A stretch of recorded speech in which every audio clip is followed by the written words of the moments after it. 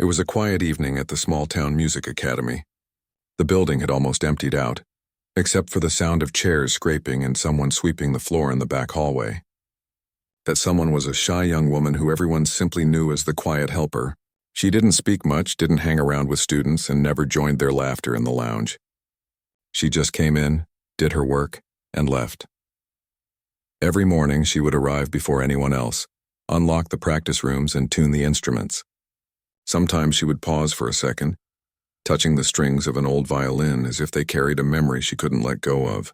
Then quickly she would put it back and continue cleaning. To the others, she was just a gentle, quiet worker, helpful, polite, and invisible. But when the last lights turned off at night, her real world began. After everyone left, she would sit alone on one of the empty stages with her old violin. It wasn't shiny like the ones the students used. The wood had scratches and the bow's hair was uneven, but it was hers. It had once belonged to her father, who had taught her the basics before he passed away years ago. Every night she would take it out carefully, like handling something sacred, and begin to play. At first the notes were soft and trembling. The echo of her bow filled the empty room like whispers from the past. But as she continued, something inside her would open. The music became alive, flowing with sadness, warmth, and a quiet kind of power. It wasn't perfect, but it was honest. She never performed for anyone, not even once. Her world was small, made of sound and silence. She didn't believe anyone would want to hear her. The few people who spoke to her at the academy only saw her as the quiet helper. They had no idea that inside her lived a violinist with more emotion than any stage could hold. One night, as she was playing softly in the dark, she didn't realize that someone was still inside the building. The violin teacher had forgotten his notebook and came back to get it. As he passed by the hallway near the small auditorium, he stopped.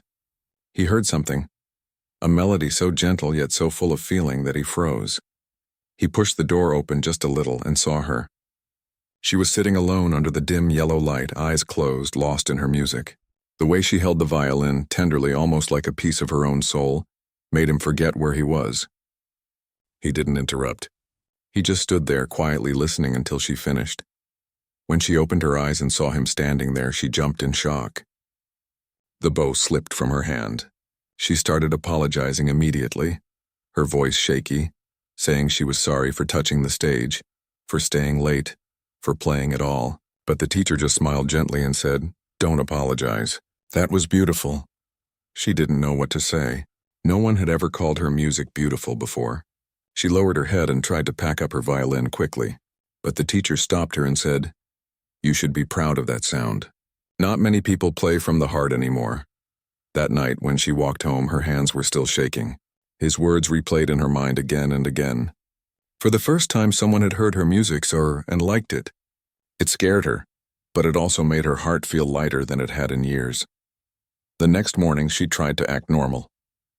But when she entered the academy, the teacher greeted her differently. He smiled warmly as if they shared a secret. That made her blush and quickly look away. Throughout the day, she could feel her heart beating faster whenever she passed him in the hallway. She didn't understand why, but a small spark of confidence had started to grow inside her. Days turned into weeks, and she continued her quiet work. But something had changed. Sometimes the teacher would stop by to talk. Not much, just a few words like, "Still practicing?" Or, "I hope you keep playing." Those small sentences felt like encouragements she had never received before. The other staff noticed too. Some teased her lightly, saying the teacher seemed to like chatting with her. She would just smile awkwardly and continue mopping the floor. But deep inside, she began to dream a little. There was going to be a big event soon, the Academy's annual concert. It was the one night when all the best students performed in front of families, guests, and sponsors. Posters were being hung, programs printed, and rehearsals filled the air with excitement. She watched everyone preparing from the sidelines, wishing she could just once stand on that stage, not as a worker, but as someone who could share what she felt. Of course, she never said it aloud. Dreams like that weren't meant for someone like her. She couldn't afford lessons, fancy clothes, or even a good violin. And besides, the thought of facing a crowd made her heart race painfully. One afternoon, the teacher came running into the hallway talking to the director. They looked worried.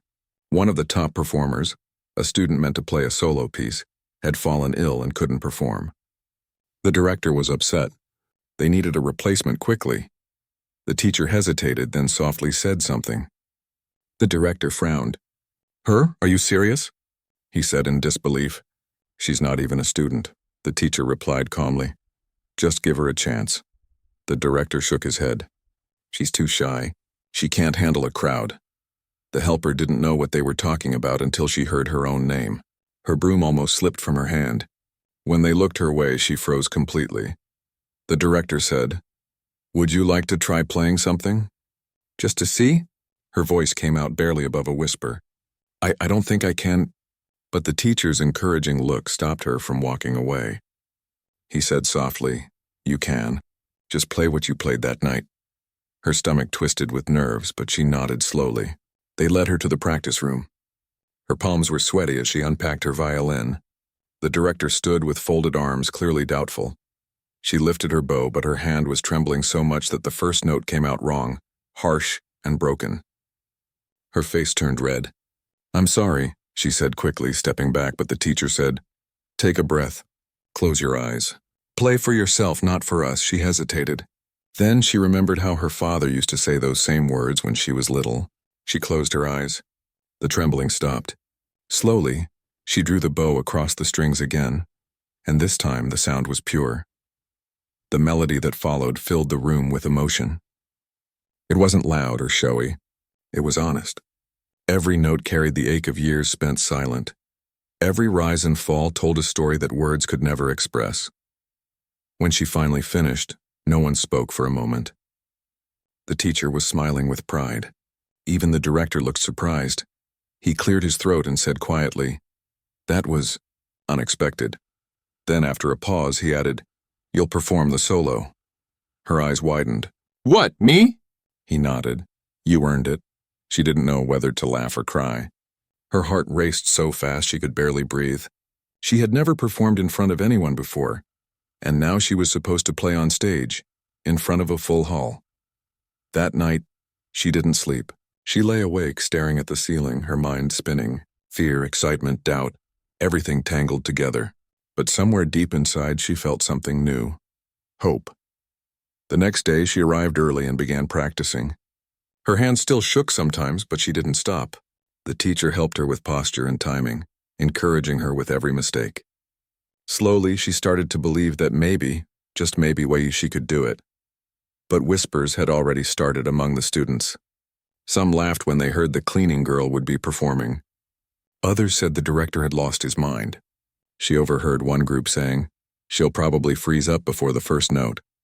Those words hurt, but she kept practicing.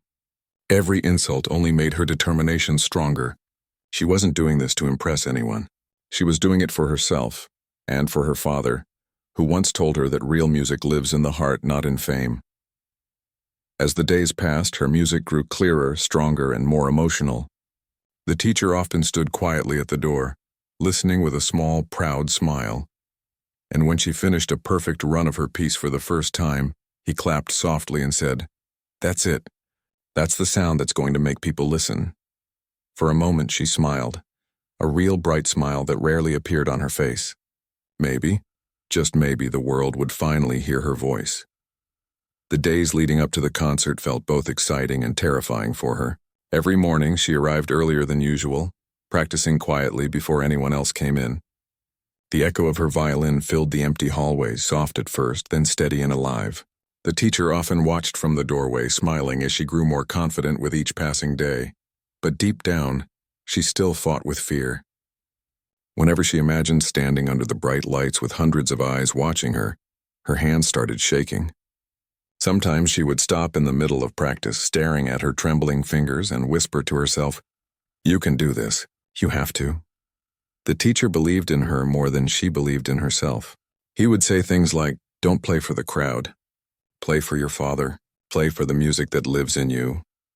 Those words always brought a strange calm over her heart. But not everyone was kind.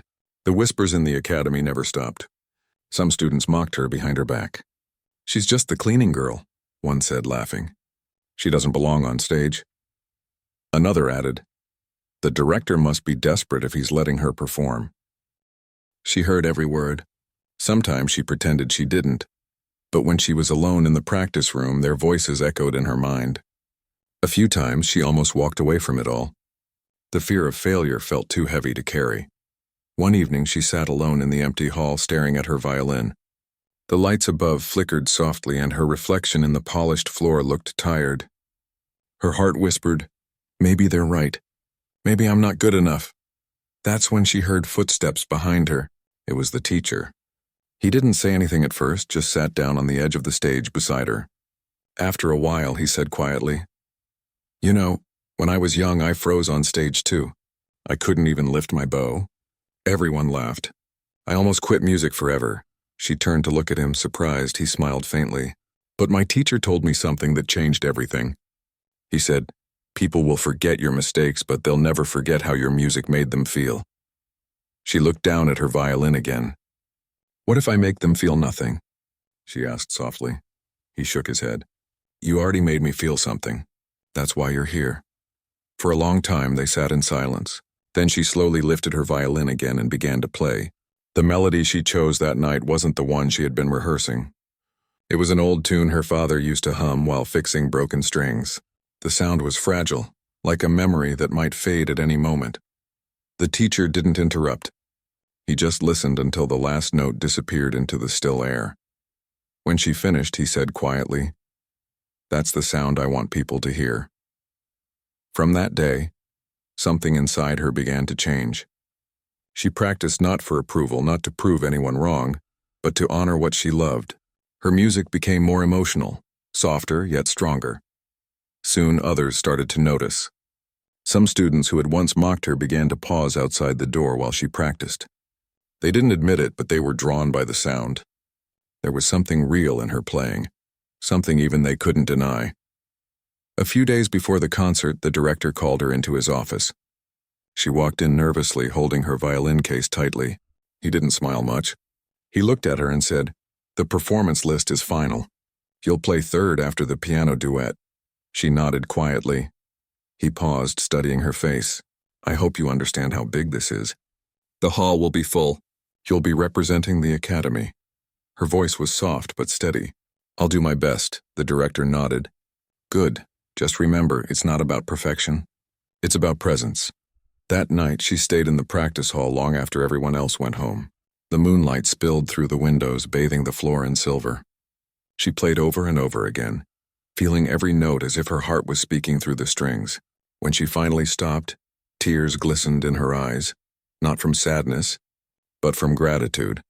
She whispered into the empty room, "I wish you could see me now, Papa." The night before the concert, she couldn't sleep. She lay in bed staring at the ceiling, replaying every sound in her mind. Her heart thudded loudly in the dark. She thought about all the people who had laughed, about the teacher who believed in her, and about her father who once told her that music was meant to be shared. By dawn, she decided she wouldn't run from fear anymore. She got up early, dressed simply, and walked to the academy before the sun fully rose. The city was quiet, the air cool and still.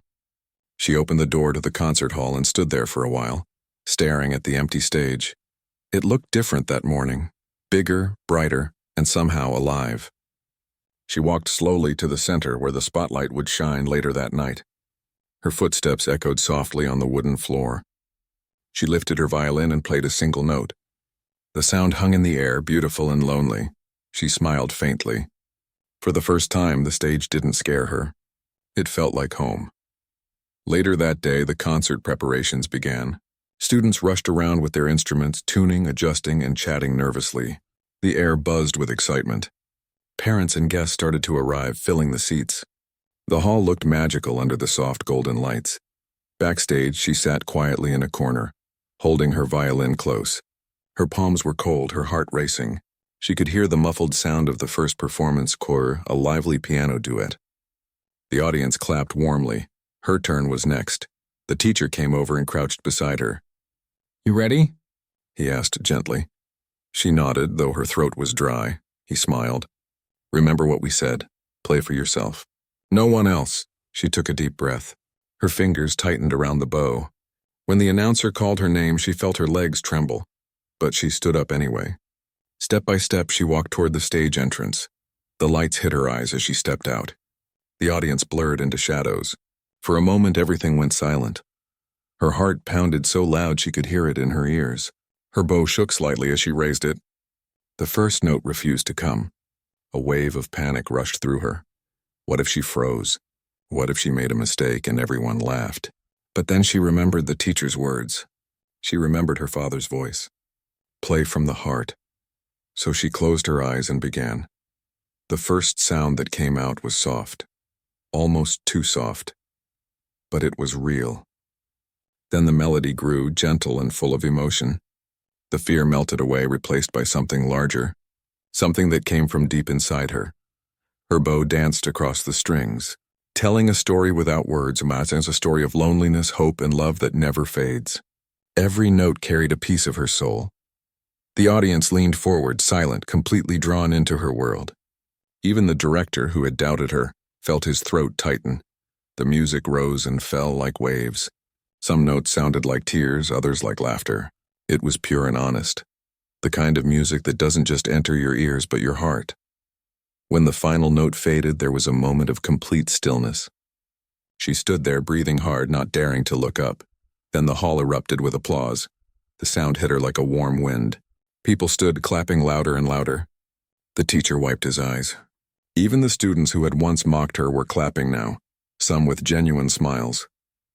She looked up slowly, her face flushed, tears forming in her eyes. For the first time, she smiled fully. A quiet, radiant smile that came from deep within. When she bowed, the applause grew even stronger. It wasn't just polite, it was heartfelt. She could feel it wrapping around her like light. Backstage, the teacher hugged her gently and whispered, "I told you. They'd never forget how your music made them feel." She laughed softly through her tears. "I didn't even realize I could make people feel like that." He smiled. "You didn't just play a song. You told them who you are." That night, as she walked home under the stars, the sounds of applause still echoed in her mind. The cool night air felt alive against her skin. She carried her violin close to her chest as if it had a heartbeat of its own. For years she had played alone in the dark, afraid of being seen. But now she understood. Music was never meant to be hidden. And even though her journey was far from over, something had changed forever. She had finally found her voice. The next morning she woke up earlier than usual, even though she hadn't slept much. Her body was tired, but her heart was light. For the first time in her life, she felt seen. The memory of the applause, the faces in the crowd, and the warmth of the spotlight kept replaying in her mind. It didn't feel real. She had always imagined that standing on stage would feel terrifying, but now she realized it felt like freedom. She walked to the academy that morning with her violin case swinging gently by her side. The city looked different to her now, brighter, somehow more alive. When she entered the academy, people who used to walk past her without a glance suddenly smiled. Some stopped her in the hallway to say congratulations. A few even asked if she would help them with their music. She didn't know how to react. Her shy smile and quiet thank you were all she could manage. It was strange being noticed after so long. A part of her felt happy, but another part felt nervous. Attention was something she'd never been used to. The teacher greeted her warmly, clapping his hands once. "You did something amazing last night," he said proudly. "I hope you understand that." She lowered her gaze, blushing. "I just played what I felt," she replied softly. He nodded. That's why it worked. People felt it too. Later that day, the director called her into his office again. His tone was different this time, less strict, more respectful. "You surprised everyone," he admitted. "That was one of the most emotional performances we've seen in years." She didn't know what to say. He continued, "We received several calls from parents asking about you. Some even thought you were a professional guest performer." Her eyes widened slightly. The director leaned back in his chair. "We've decided to offer you a chance to study here formally. A scholarship. You've earned it." For a moment, she just stared at him, unsure if she'd heard correctly. "A scholarship?" she repeated, her voice trembling. He nodded. "Full tuition.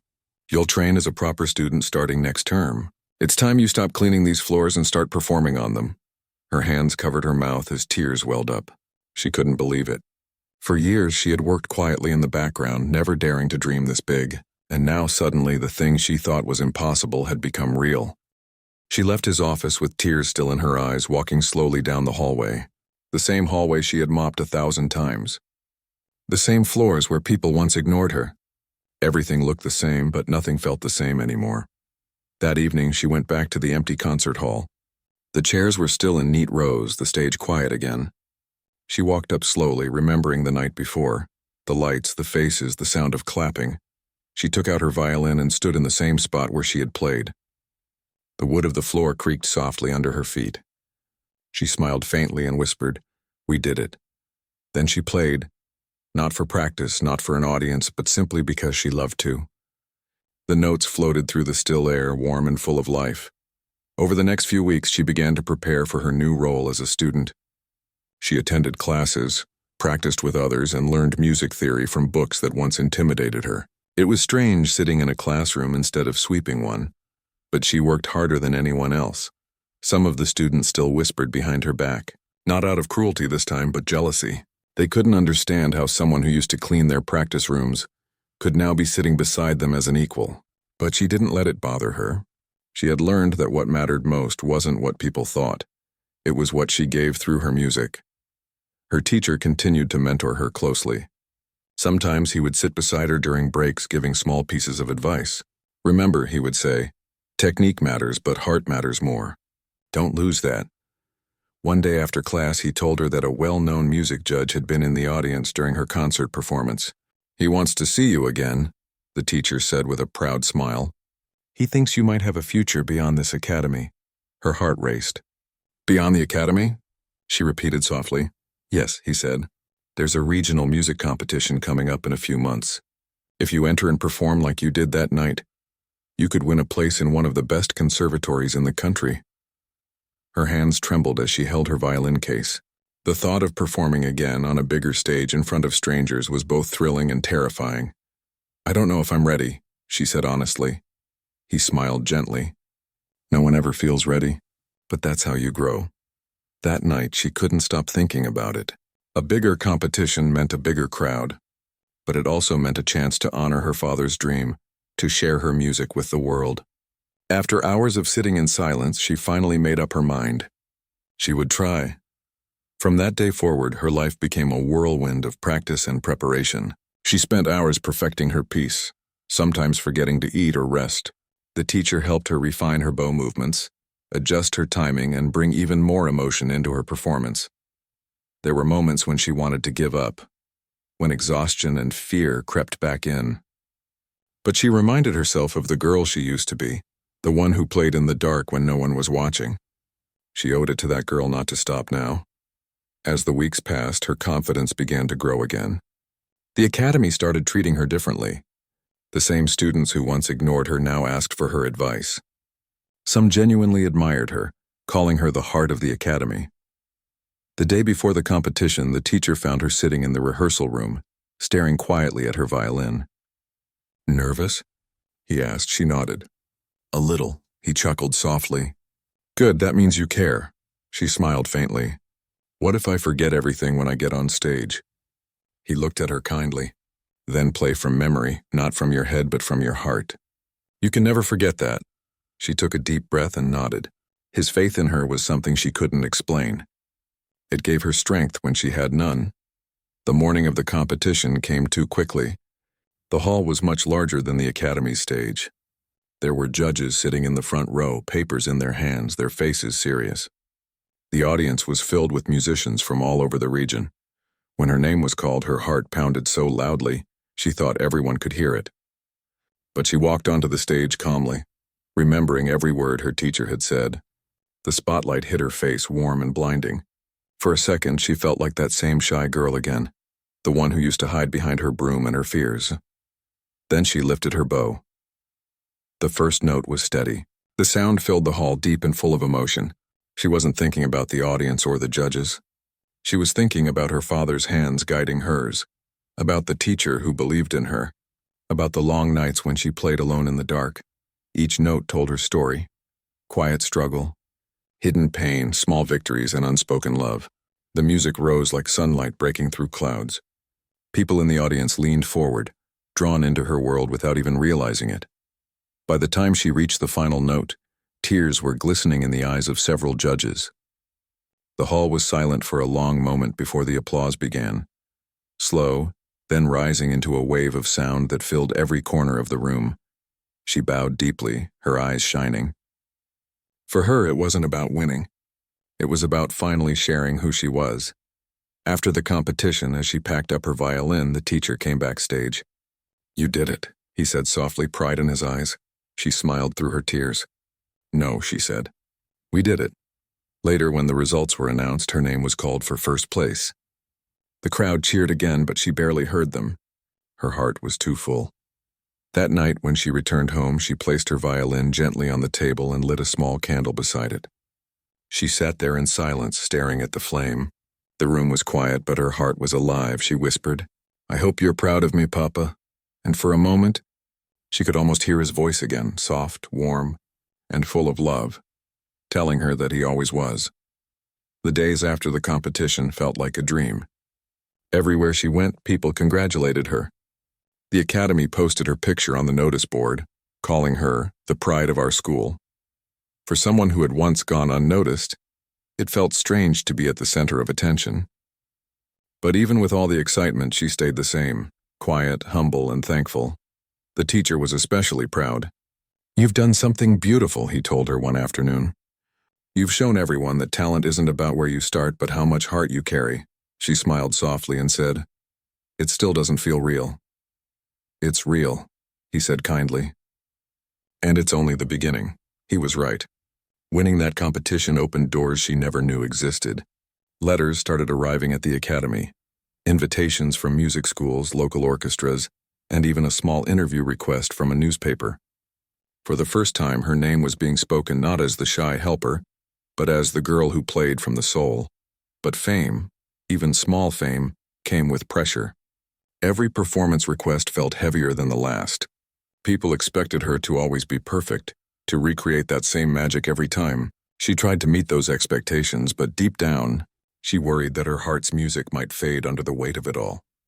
Sometimes late at night, she would take out her old violin and play softly by the window, away from everyone's eyes. It reminded her why she started, not for trophies or attention, but for the feeling that music gave her. The same feeling her father once spoke about. One evening, after a long day of rehearsals, the teacher found her sitting on a bench outside the academy looking tired. "You've been pushing yourself too hard," he said gently. She shook her head. "I can't stop now. Everyone expects more from me." He sat beside her, silent for a moment. Then he said, "Do you know what made your first performance so special?" She looked at him questioningly. "It was pure," he said. "You played because you wanted to express something real. The moment you start worrying about what people expect, you'll lose that purity." She nodded slowly, his words sinking in. "So what should I do?" He smiled. "Play for yourself again.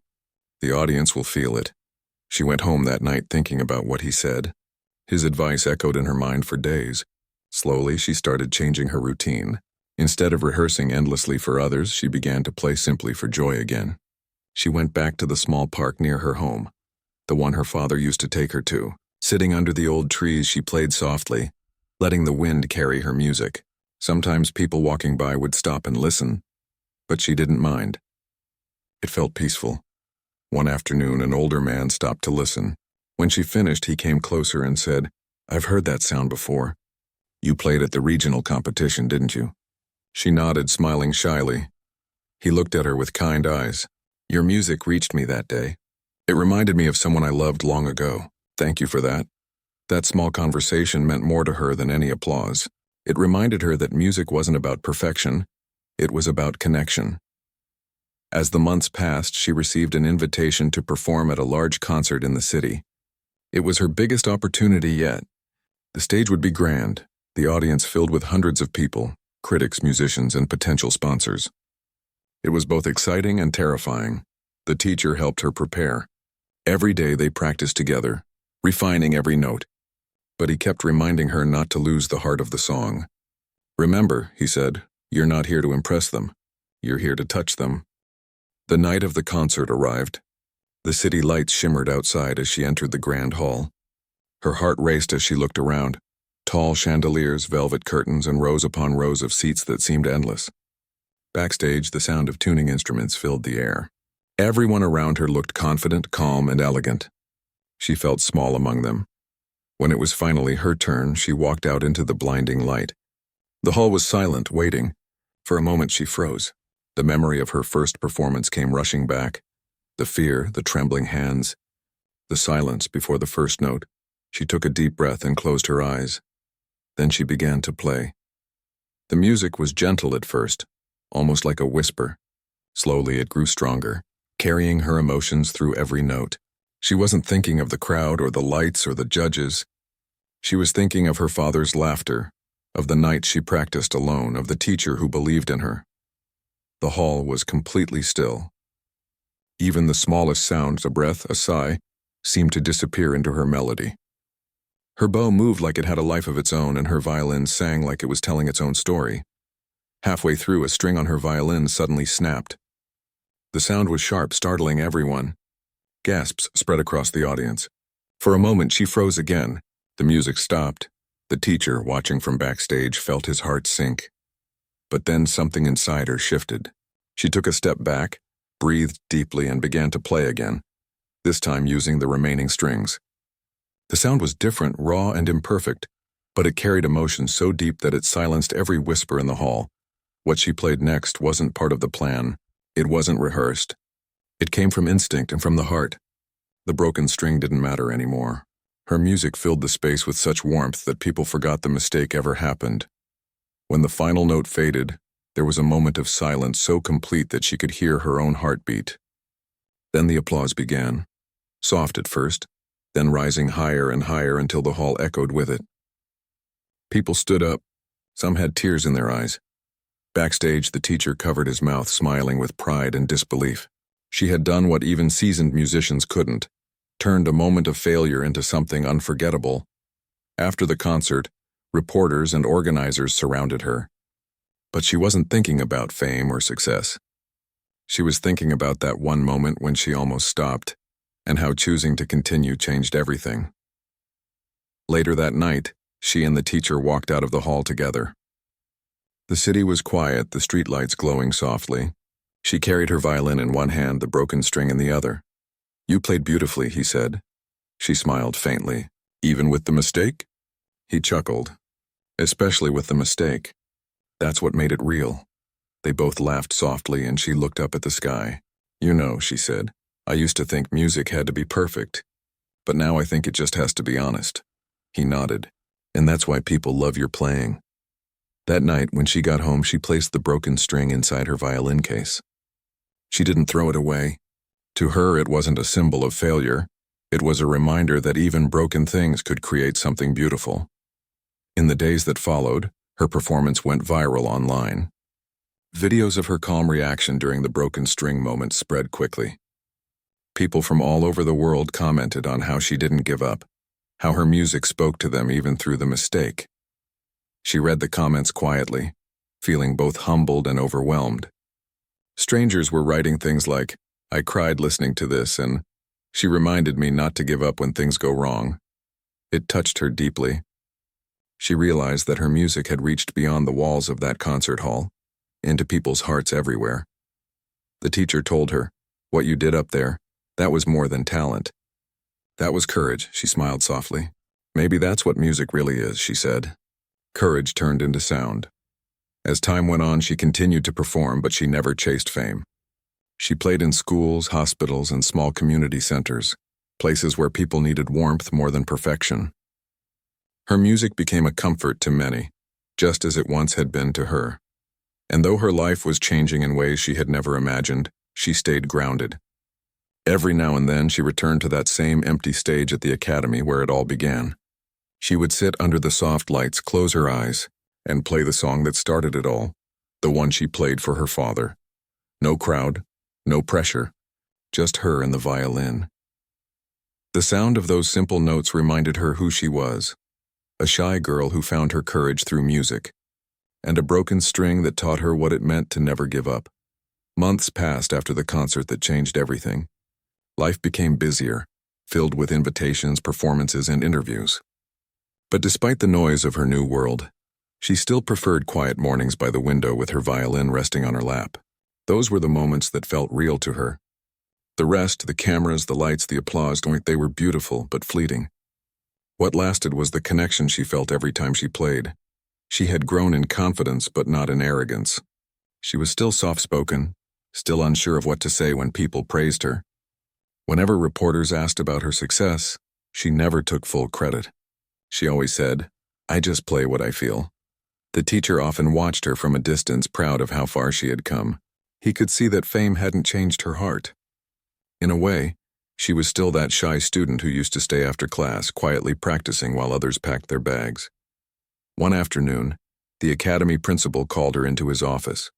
He told her about a special invitation, a charity event for children who had lost their parents organized by a local foundation. They wanted her to perform for them. When she heard about it, she immediately said yes. There was something about it that touched her heart. She remembered her own father and how his love for music had shaped her. This felt like a way to give that love back to others. On the day of the event, she arrived early. The hall wasn't as grand as the city concert, but it was warm and full of life. Balloons hung from the ceiling and children ran around laughing, their voices echoing off the walls. Some of them carried small instruments, flutes, tiny drums, even paper guitars. As she tuned her violin, a little boy came up to her and asked shyly, "Can you play something happy?" She smiled and nodded. "Of course," she said softly. "What kind of happy?" He thought for a moment and said, "Like sunshine." She laughed gently. "Sunshine, I can do that." When the time came, she stepped onto the stage. The lights weren't bright and the crowd wasn't silent like the big concerts. There was laughter, whispering, and a few claps before she even began. But somehow that made it even more special. She lifted her bow and began to play a cheerful tune, one that danced through the air like light through leaves. The children clapped along, smiling, some even swaying to the rhythm. The hall filled with warmth and color, as if her music had painted joy into the room. Then halfway through her performance, something happened. The same little boy who'd asked her to play came and stood near the stage, watching her closely. When she finished, he ran up to her and said, "I want to play like you one day." She knelt down so they were eye to eye and said gently, "You will. You just have to keep believing you can." He smiled brightly, and for a moment she saw herself in his eyes. The same curiosity, the same quiet hope. After the performance, several people thanked her for coming. But what stayed in her heart were the faces of those children, their laughter, their dreams. She realized something that night. Music could heal more than it could impress. It could give comfort to hearts that had lost something precious. Later, when the hall emptied and she sat alone packing her violin, the teacher came up behind her. "That was beautiful," he said softly. She smiled without looking up. "It felt different tonight." "How so?" "It wasn't about being perfect," she said. "It was about giving something real." He nodded. "And that's what makes you special." In the following months, she started teaching small classes for children at the academy, not to earn money, but to share what she had learned. She didn't start with scales or theory. Instead, she asked her students to close their eyes and imagine something before they played. A memory, a color, a feeling. She wanted them to understand what her father once told her, that music begins in the heart. The students loved her gentle way of teaching. They said her voice made them feel calm, and her stories made them dream bigger. Word spread quickly, and soon more children wanted to join her lessons. One evening, while she was finishing a class, the teacher came in with a letter in his hand. "This just arrived," he said, handing it to her. She opened it carefully. It was an invitation from an international music academy, one of the most respected in Europe. They had seen her performance video and wanted her to study there with a scholarship. She stared at the letter, unable to speak for a moment. It was everything she had ever dreamed of, a chance to grow, to learn from the best, to take her music to new places. But there was a quiet sadness in her heart, too. She looked around at her small classroom, the old chairs, the dusty piano, the smiling drawings her students had taped on the wall. It had become her world. The teacher noticed her hesitation. "You don't have to decide right away," he said gently. She nodded. "It's not that I don't want to go," she whispered. "It's just, I'll miss this." He smiled. "Then don't think of it as leaving. Think of it as carrying us with you. That night, she sat by her window again, the violin in her hands. The city lights twinkled outside, and the cool breeze brushed her hair. She thought about her father, about the first time she held the violin, about every person who had helped her along the way. Then she closed her eyes and played one more time. A slow, tender melody that felt like a goodbye and a promise all at once. A few weeks later, she stood at the airport with her violin case and a small suitcase. The teacher came to see her off. "You've come a long way," he said quietly. "Don't forget where your music began." "I won't," she said with a smile. "It started here, with you." He nodded, his eyes glistening. "Make the world listen to your heart." As she walked toward the gate, she turned one last time and waved. Then she disappeared into the crowd. The flight took her to a place she had only seen in pictures, a city filled with old buildings, cobblestone streets, and musicians playing on every corner. It was new, strange, and beautiful. Her first few days there were overwhelming. The academy was full of talented people from all over the world. Everyone seemed confident, polished, and bold. For a moment, she felt small again, just like she had on her first day at the music academy back home. But then she remembered something. Her teacher once said, "Play for yourself and the world will feel it." So she did. Her first performance at the new academy was not grand or flashy. She chose a simple piece, one she had written herself, inspired by the children she had taught. When she began to play, her nerves faded away. The sound filled the room, pure, heartfelt, and full of memories. When the last note faded, the room was silent for a moment. Then her classmates began to clap, slowly at first, then louder. She smiled softly, bowing her head. After the concert, one of her new professors approached her. "Your music," he said, "it feels like home." Those words stayed with her. Over the next few years, she performed across cities and countries. Her style was different from most, quiet, emotional, sincere. Wherever she went, people listened not just with their ears, but with their hearts. She never forgot her promise, to keep her music honest. And even when she played on grand stages, she always carried that broken string from her old violin in her case. It reminded her that even broken things could still make beauty. Years later, when she returned to her hometown, the academy held a small gathering to welcome her back. Her students were older now, some even performing themselves. The teacher, older too, smiled as she walked in with her violin. They sat together after the event, watching the sunset through the window. "Do you remember the first time you played here?" he asked. She laughed softly. "I was so scared I could barely breathe." He chuckled. "And now look at you." She looked at him, then at her violin, and said quietly, "I think I finally understand what my father meant when he said music is the voice of the soul." He nodded slowly. "And your soul has been speaking beautifully all along." That evening, before leaving the academy, she played one last song, not for fame, not for applause, but for gratitude. The notes filled the room, gentle and full of love. Outside, the night wind carried her melody through the trees. Somewhere in that sound was every memory, every smile, every lesson. The story of a shy girl who took the stage, found her courage, and left the world speechless.